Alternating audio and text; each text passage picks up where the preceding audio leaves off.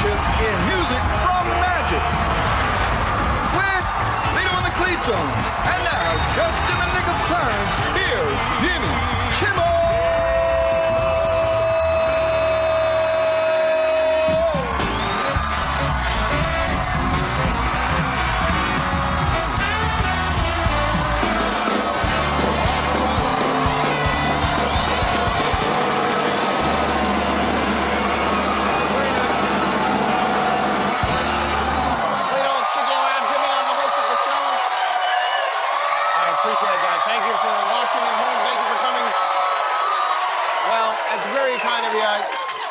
Did you know that today is National Weather Person's Day?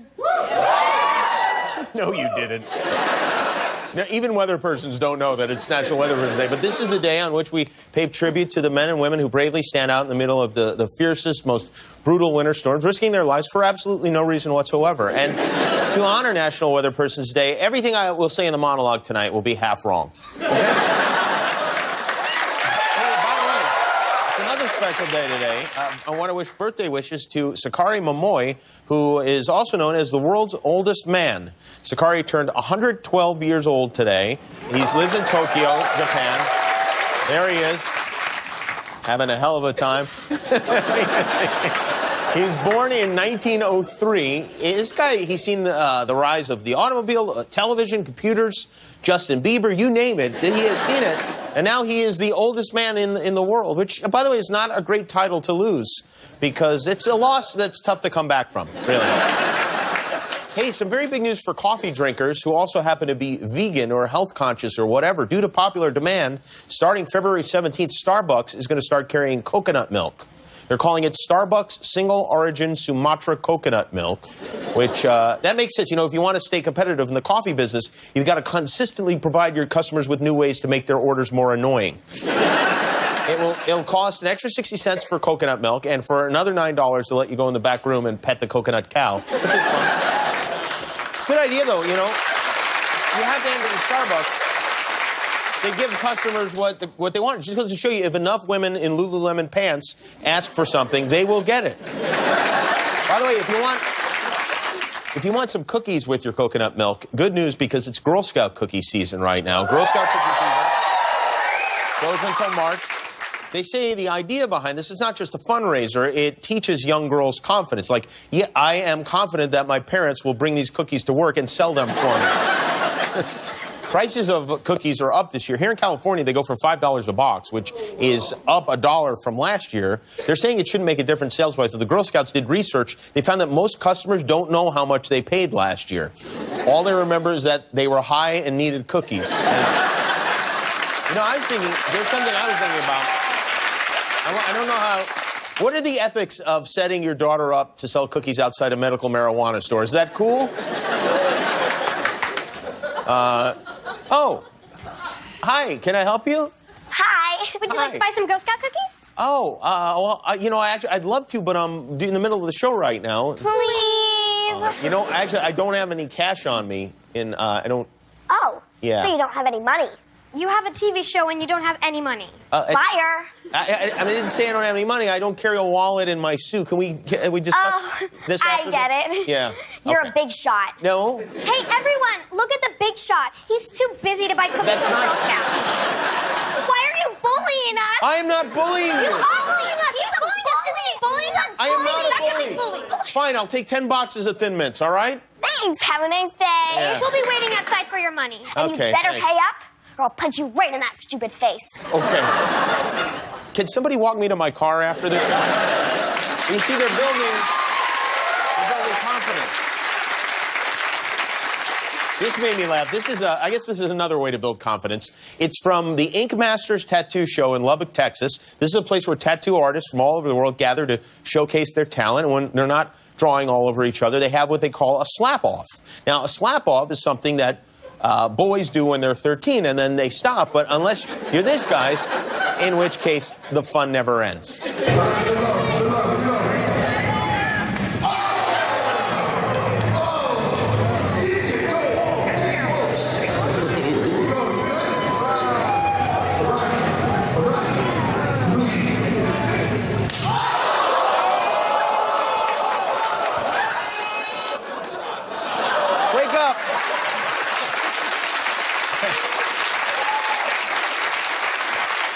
Wait, I wonder whose idea the tablecloth was. It was a nice, classy touch. You know, a lot of actors dream of making it on Broadway, and some do. But I'll tell you something, there's only one parking lot security guard who previously did not even know where Broadway was to make it there, and that security guard is our very own Guillermo. Guillermo has a very special invitation, which he accepted. Guillermo flew to New York to the New Amsterdam Theater on 42nd Street because he was invited to be a part of a sold-out performance of Disney's Aladdin. Now, prior to this, you'd never acted in a play or a musical, correct? No, never. Never. Had you ever seen a play or a musical prior to this? Never either. Never, nothing? No. Okay, so this will be good then. Here he is, for the first and probably last time ever, Guillermo on Broadway.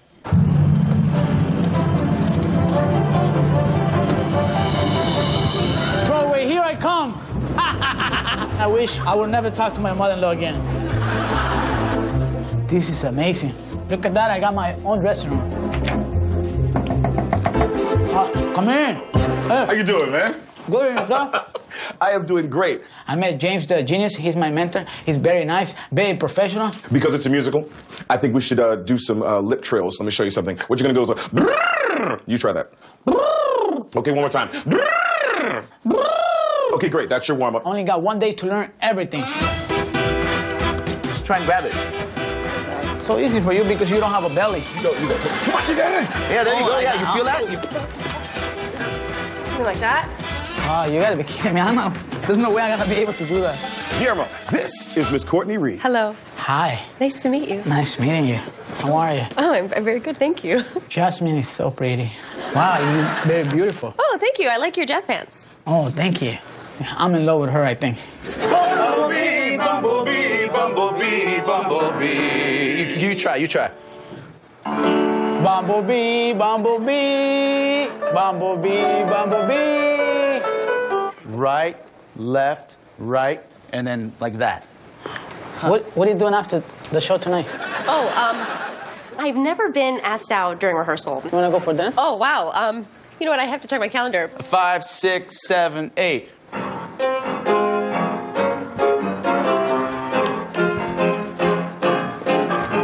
Yeah, all right. We're going to put you in the show tonight in a marketplace scene. It takes place in Agrabah, right? Our fictional city. Okay. You're going to be a market cart owner. So the thing that's important is that it has to be a serious moment. We can't take it lightly or funny. Broadway's hard. The director was scary. Hey, you better be able to pay for that, to her. Okay, very scary. Open up that left shoulder, get your left shoulder back, but still talk to her. He doesn't have the discipline that a lot of trained actors usually have. Hey, better be able to pay for that. It's hard to walk and talk at the same time, yeah, like a human, right? She stole from my cart. Catch! Okay, stop right there. Cart. Yeah, carts, yeah. That T. Yeah, There are no carts. cars. All right, carts. She stole from my cart. Carts. She stole that from my carts. As soon as you say your line, off you go because this building is starting to move. He's got to know what he's doing. So I just run. Don't run, just walk fast. So you do good tonight, go over your lines, have some food, lay down and rest, and use the bathroom. Use the bathroom. No tequila. No tequila? No tequila before, only after. After, oh, okay. I usually do it before, but I have no idea what I'm doing.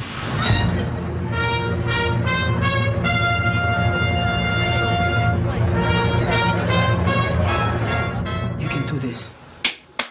She stole it from my cart. My cart. And then I won. That show is about to start. I hope I don't it up.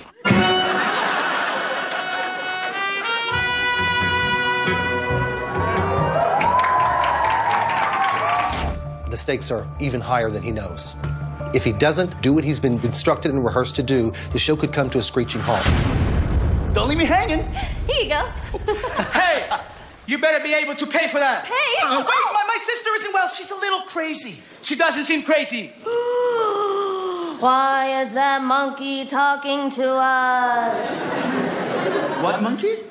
The one in the fez.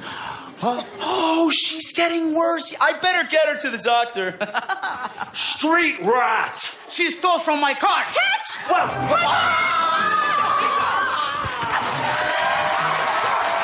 You did great. Seriously, congratulations. Broadway debut. I just did it. Hey, you better be able to pay for that. She doesn't seem crazy. She stole my... Ladies and gentlemen, Kimmel!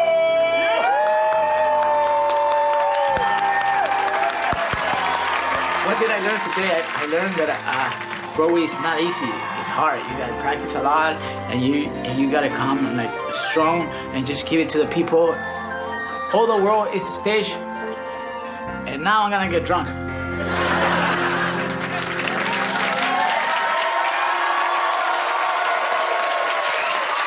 Bravo. Well done.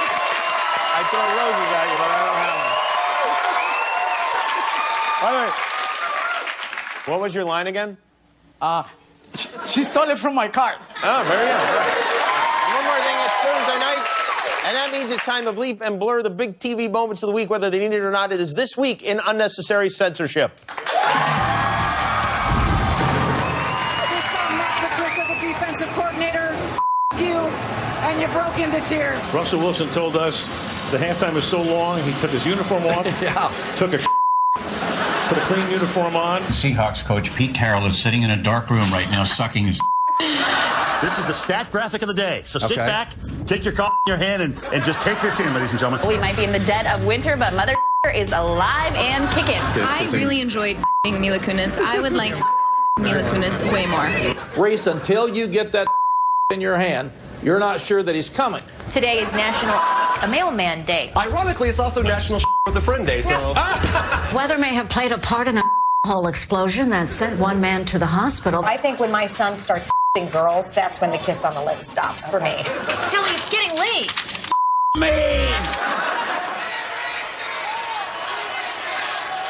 Screw it. I'll you. I'll you. Let's do it.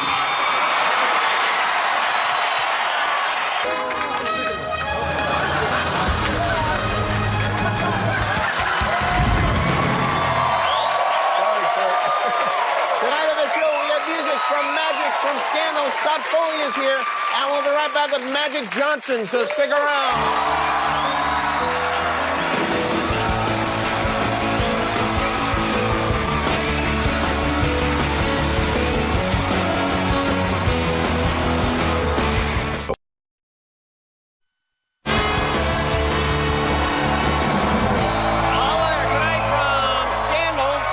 Which there's a very good chance you watched earlier here on ABC. Scott Foley is here, and then a talented group of Torontonians. Their album is called Don't Kill the Magic, Magic from the AT&T stage. Next week on the show, our guests will include Bill O'Reilly, Keira Knightley, Anna Faris, Kelly Osbourne, Jeff Van Gundy, and Mark Jackson will be here, and we'll have music from Sam Smith, Annie Lennox, Incubus, and an all-new Mashup Monday with, we took the band Morris Day and the Time, you remember them? And we mashed them with a new band, Haim, and it will be Morris Day and the Haim on stage here.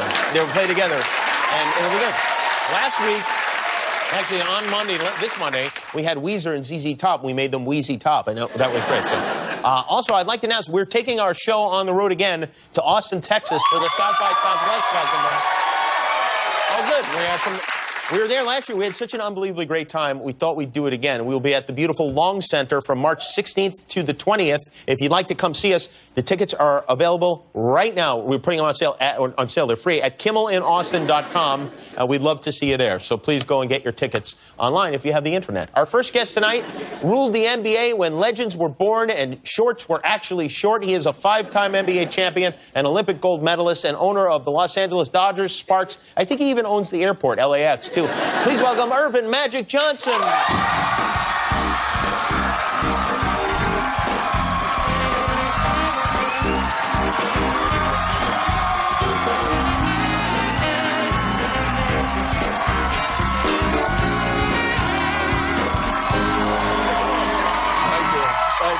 Thank you.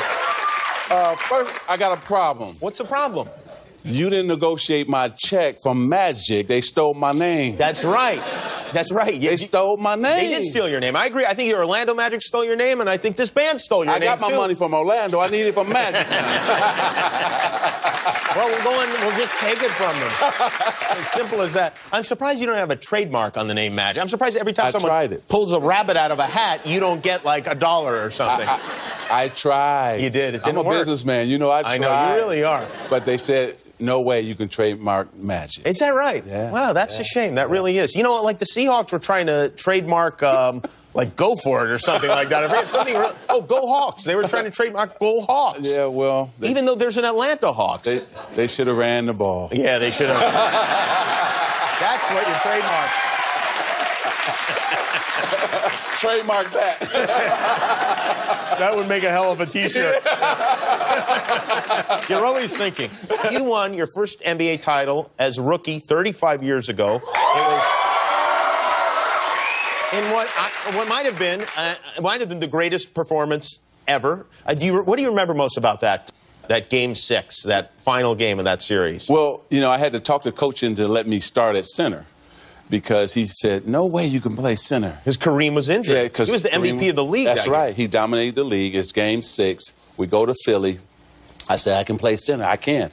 And so we go to jump the ball, and their center, Caldwell Jones, looks at me and says, you're kidding me. Like, you know, I can't do this. I only went out and scored 42 points, 15 rebounds. Yeah. You know.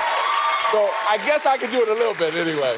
But you played every position that game. Yes, I did. I was just blessed. But also Jamal Wilkes had a great game, and Jim Jones, and you know everybody.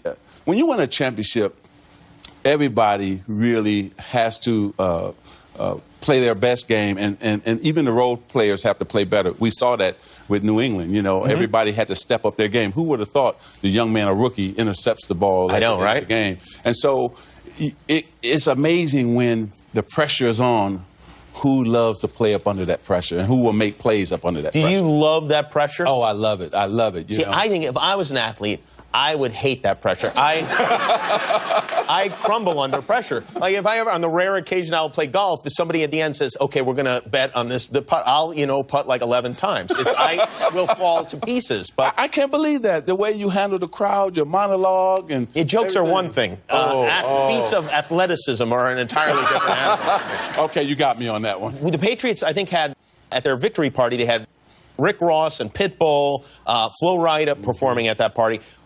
Did you guys have bands like that when you'd win a title? Did you have, like, in the 80s? No bands, but I tell you, the coolest thing happened.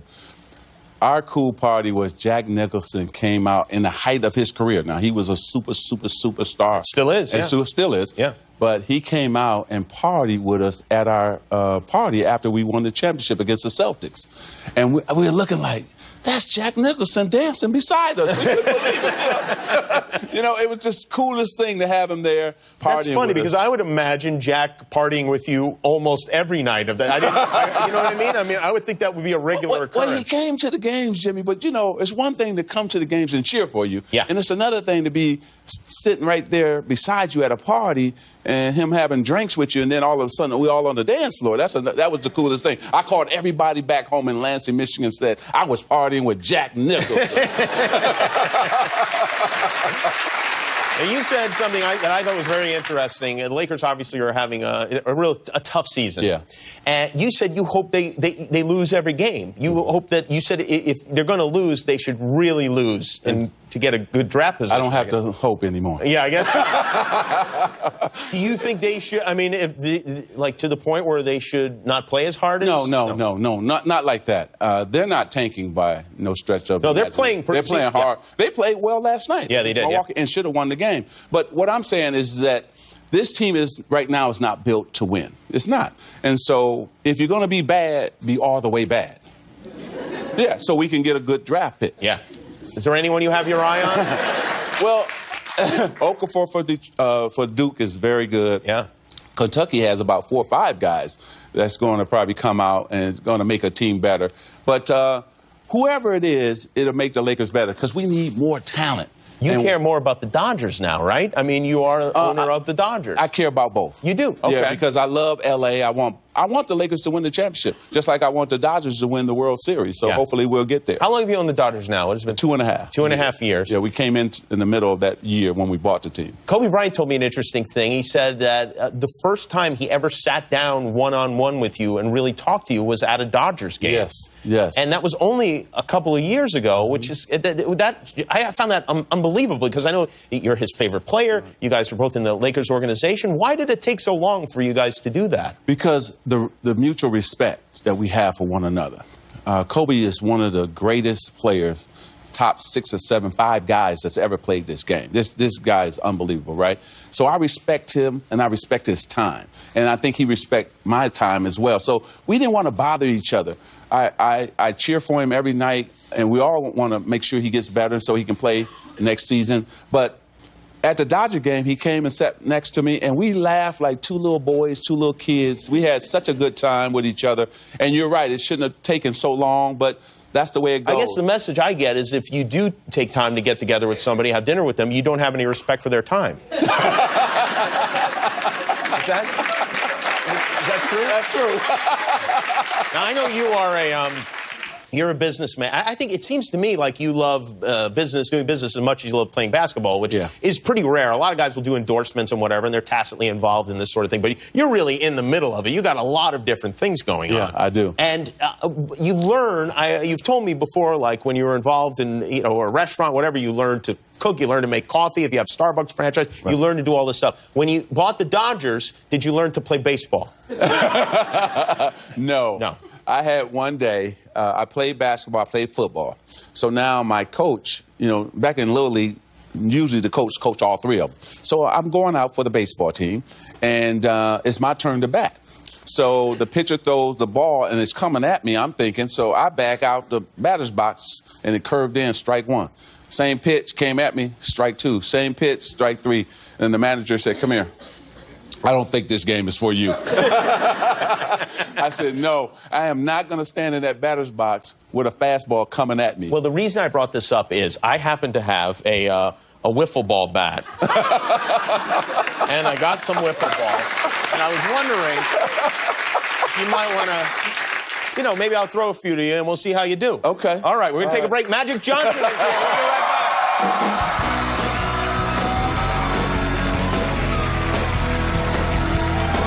Portions of Jimmy Kimmel Live are brought to you by Slim Jim's Carnage Asada Steakhouse Strips. Snap into shopthewalkingdead.com/Slim Jim to order your dead meat today.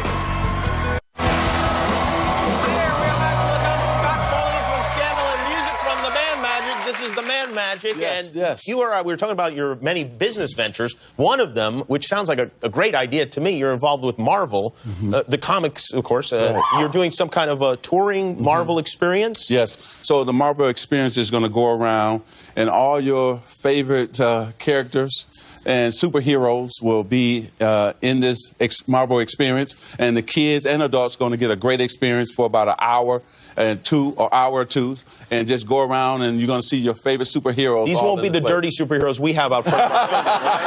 No. It'll be the Hulk, Iron Man, all those different characters. It's going to be great. All right, it's time for you to represent the Los Angeles Dodgers. There is your wiffle bat.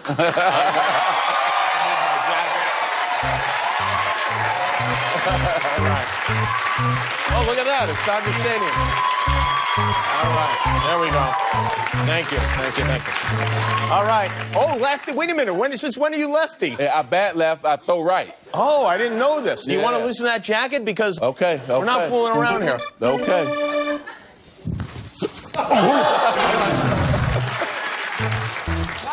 Man, you got a good arm. Thank you, Magic. Oh. All right. Okay. Come on. Oh. Man, I got a little bit of it. A little bit of it. There's a lot of heat going on Yes. Try 2. You done struck me out about 3 times already. You weren't kidding about getting thrown off that Little League.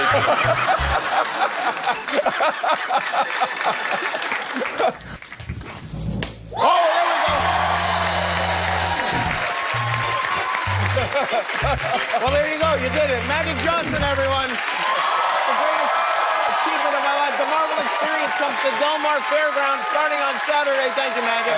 We'll be right back.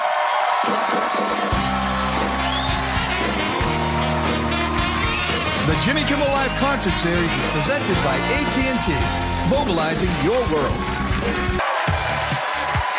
Next week on Jimmy Kimmel Live, Bill O'Reilly, Anna Faris, and Keira Knightley. Plus music from Sam Smith, Annie Lennox, Incubus, and Mashup Monday with Morris Day and The Hind.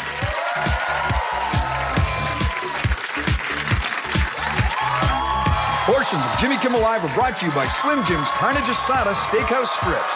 Snap into shopthewalkingdead.com/Slim Jim to order your dead meat today.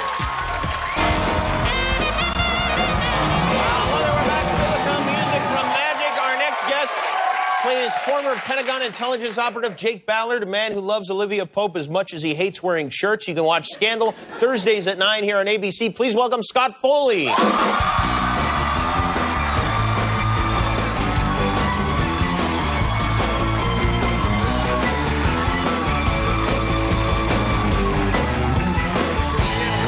Very well. How are you? I'm doing well. Magic is. Did you? I know you met him backstage. I did meet him backstage. He's enormous, right? He's huge. I was looking up his stats because I felt.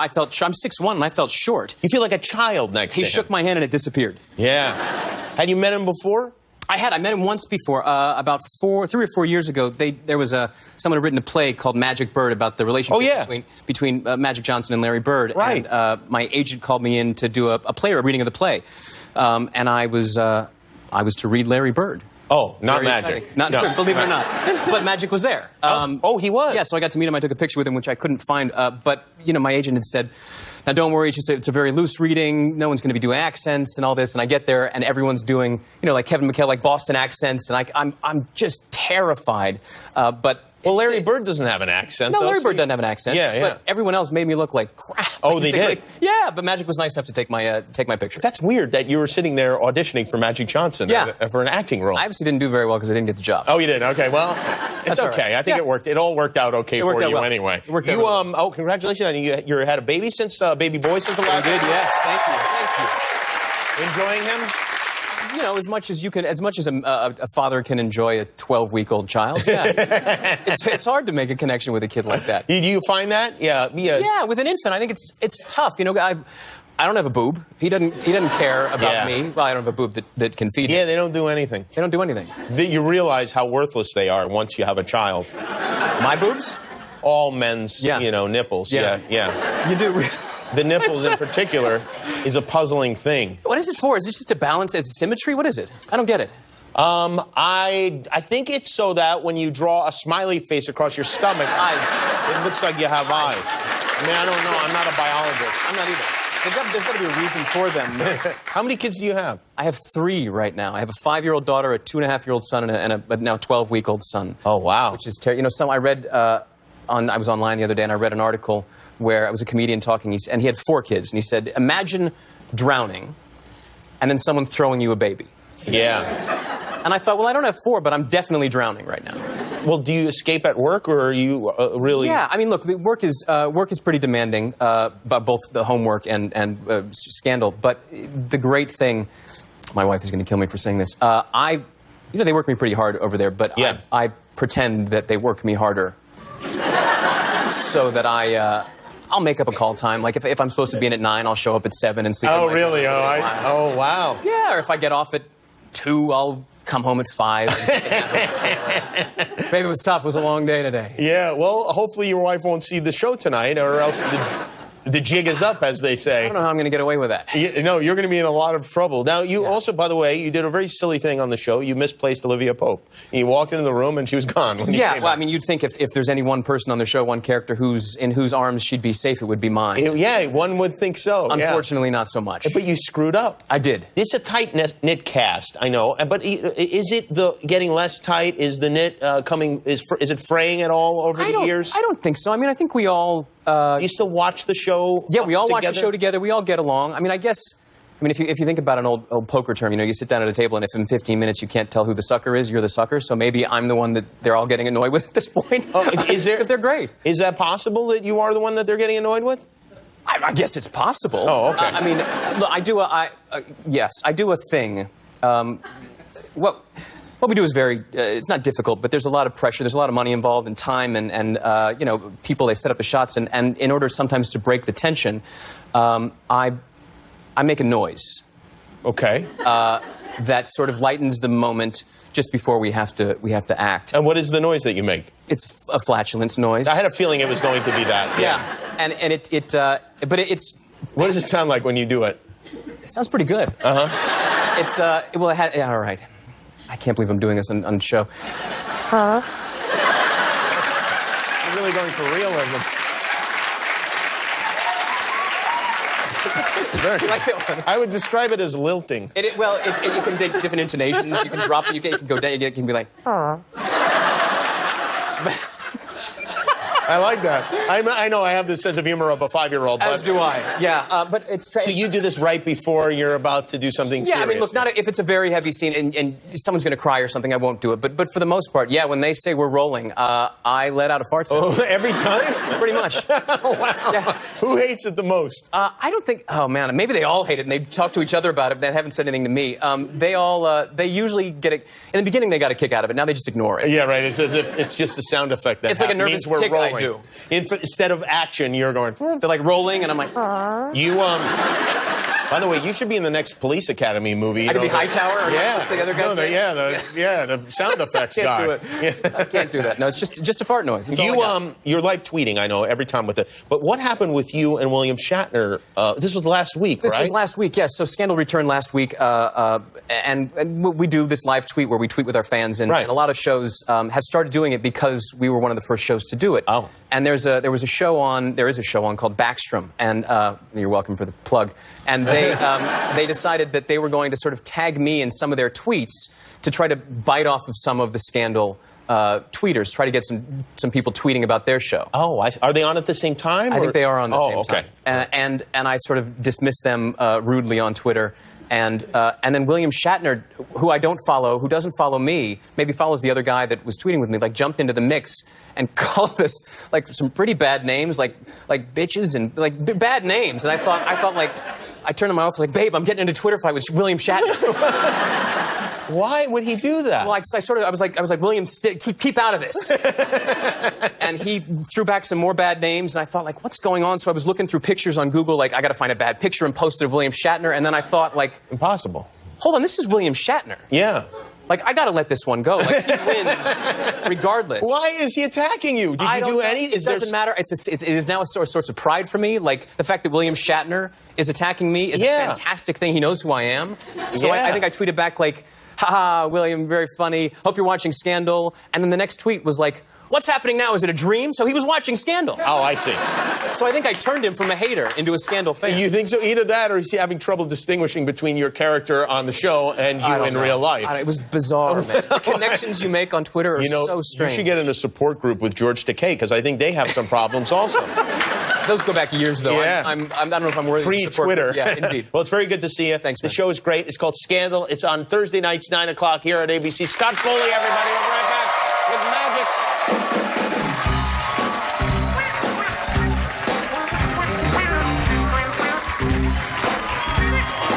The Jimmy Kimmel Live Concert Series is presented by AT&T, mobilizing your world.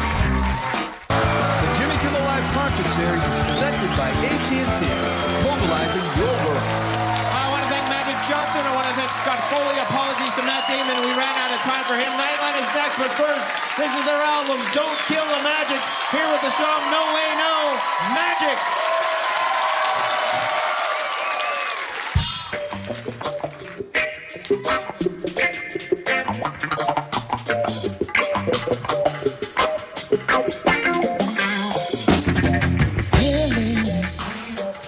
Your heart's too big to be treated small, so please don't blame me for trying to be the one who could have it all. And I know that it's stupid, so telling you it's dark when you see the light.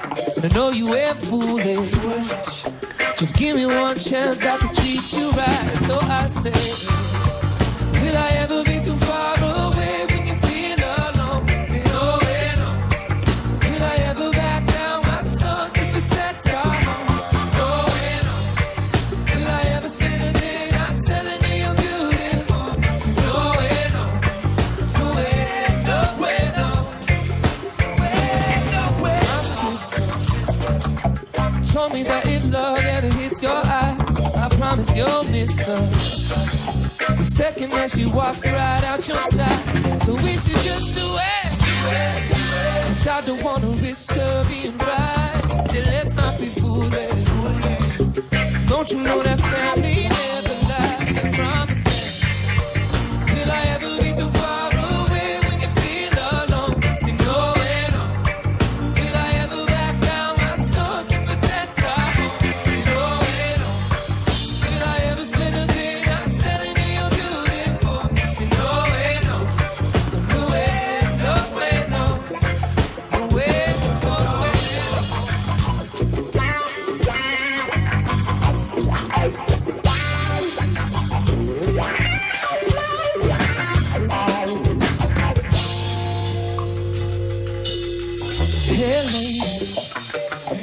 Life's too short to be waiting long, so let's not waste it.